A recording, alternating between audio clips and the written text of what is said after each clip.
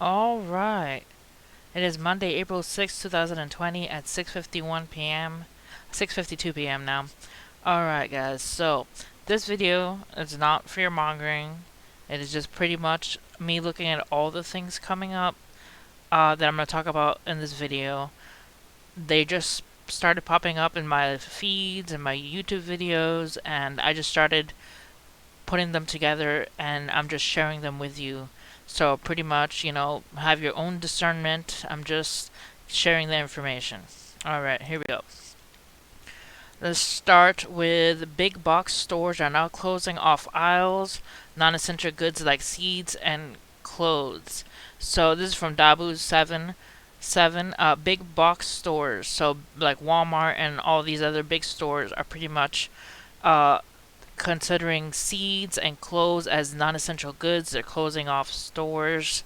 They're closing. You see here, they close off aisles that could be like regular items you would buy regularly. They're closing off in some Walmarts. I'm not sure if all the Walmarts have this, but they're just closing off items they consider non-essential for us, and pretty much people are just going around and not buying these because now it's considered non-essential. All right, let's take a look at one of these. The tabs I have. April's super pink moon will light up in the night sky as the first supermoon of spring. Anyone that has exhausted their Netflix library looking for something to binge watch while cooped up during the COVID-19 pandemic need only look up at the sky on Tuesday night and bask in the glory of the super pink moon. And here's a picture of it. According to the Farmer's Almanac, supermoons are roughly 7% bigger and 15% brighter than a typical full moon. So it's kind of like God looking down upon us and saying, hey, pay attention to this giant moon. I call it blood moon because it looks red. It looks like there's blood on it. But they decide to call it a pink moon instead of a blood moon. It says, don't be disappointed if you don't see dazzling bright pink disco ball in the sky. The reason for the moon's name is association with the season of spring, corresponding with the springtime blossoms of native wildflowers. This year's super pink moon is the first supermoon of spring. So it's the first supermoon of the year, basically, of spring. This is a big moon, and it's happening really close to Passover. It's happening on the 7th, and then Wednesday, April 8th is when Passover will begin in the evening, and then it ends on Thursday, April 16th. So it's kind of like pay attention. This gigantic blood pink moon is going to be in the sky right before Passover. That's what it does for my when I pay attention to it. It says here, the claim of a blood moon being a sign of a beginning of the end times originates in the book of Joel in the Bible, where it is written, the sun will turn into darkness and the moon into blood before the great and terrible day of the Lord comes. Alright, so that's pretty spooky. The sun will turn into darkness and the moon into blood before the great and terrible day of the Lord comes. A prophecy repeated by Peter during the Pentecost as stated in Acts. Alright, so this is pretty much a warning, like, hey, pay attention. This is possibility of, the sun turning into darkness and the moon into blood. And then I decided to look into the 3 days of darkness. The 3 days of darkness. Supposedly there's going to be 3 days of darkness. It says, when everything seems hopeless for the Christian forces, God will work wonderful miracle, or some prophets refer to it the great event or the terrible event, in favor of his own. During this phenomenon, the true holy will not be harmed, and terrible though it will be, yet we may take consolation in the fact it will mark the end of God's chastisement. It would seem that the event mentioned vaguely by so many seers is as specified by others as 3 days of darkness, with the sun and the moon as it were turning to blood.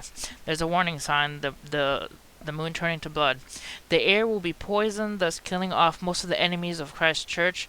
During this 3 days, the only light available to men will be blessed candles, and one candle will burn the entire period. However, even blessed candles will not light in the houses of the godless. Yet once the candle is lit, by one of the state of grace, it will not burn out until the 3 days of darkness is over. This great event will usher in peace to a troubled world. It would be the sort of reenactment of the 3 hours of darkness over the whole earth in Christ's crucifixion, and a preview of that which will mark the end of the reign of the Antichrist. So that's something that I found in a website about when I looked up the 3 days of darkness. That's one of the first options that came up when looking at the page here. You see the third option, 3 days of darkness. So I'm like, where have I heard this before? So I was looking at this video earlier by John X Army. It says they knew it was coming is the name of the video, where he talks about Comet Atlas, and he talks about supposedly darkness, or the possibility of like all the lights going out. Let's take a look here. Over. They were screaming a blackout, either nationwide or worldwide.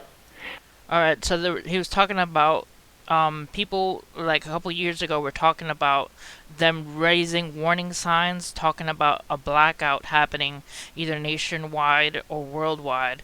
And they were also talking about the possibility that the government gave out a warning saying have enough food for 6 months and be prepared. So with all this information, I just kind of, that's why I talked about it in the beginning of the video. You know, don't have fear, just pay attention to all the signs and then discern your own, you know, because each person has to make up in their own mind, you know, what do these signs mean. So let's take a look here at Comet Atlas. It says here, bright Comet Atlas could blaze into view this month. Already visible in telescopes and high-power binoculars, the comet might be bright enough to see with the naked eye by the end of April. There has been a lot of talk in recent days on social media regarding the approach of a new comet that could possibly evolve into a spectacular sight in the coming weeks ahead. The comet has been christened Atlas, which is an acronym for Asteroid Terrestrial Impact Last Alert System. So I don't know what they're trying to mean by terrestrial impact. Is it going to hit the Earth? Is it going to come past the Earth, you know, so close that it could affect us?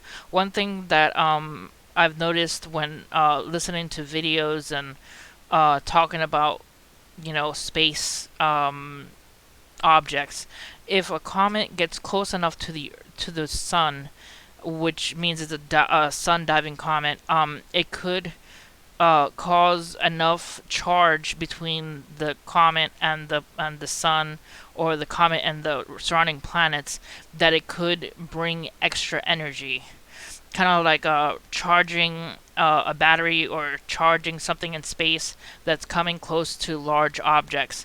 So could that affect the Earth or the people around it? Could the comet cause a CME, you know, a ejection from the sun because the comet's so close? These are things that I think about.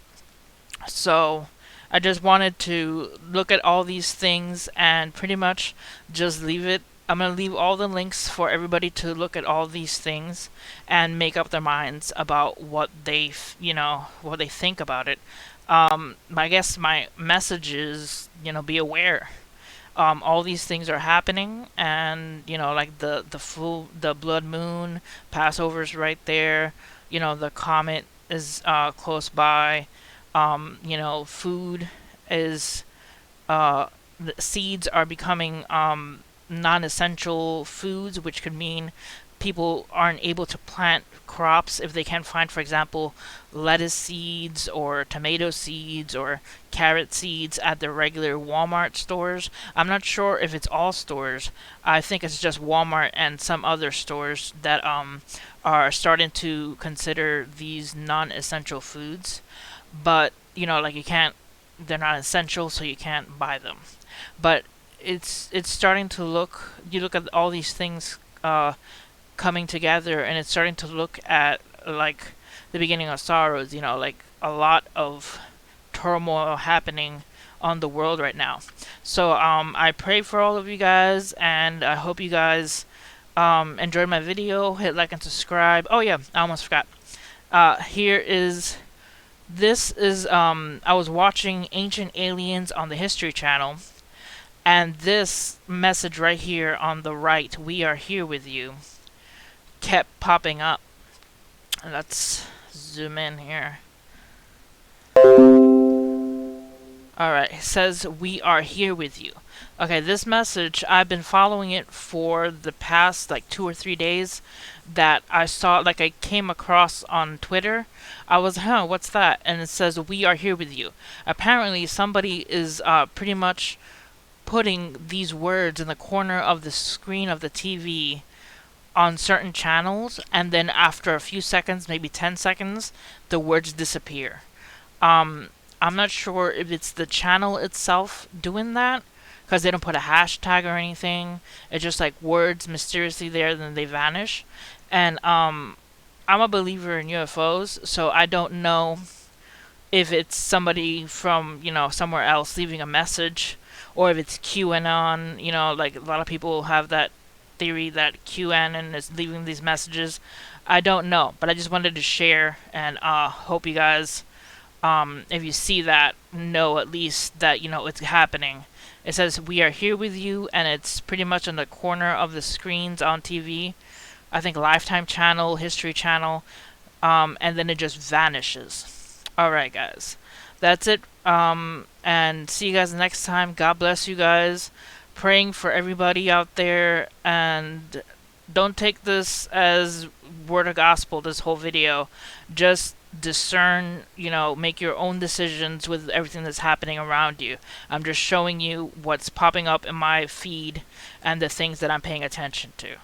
Alright, guys. See you guys next time. God bless.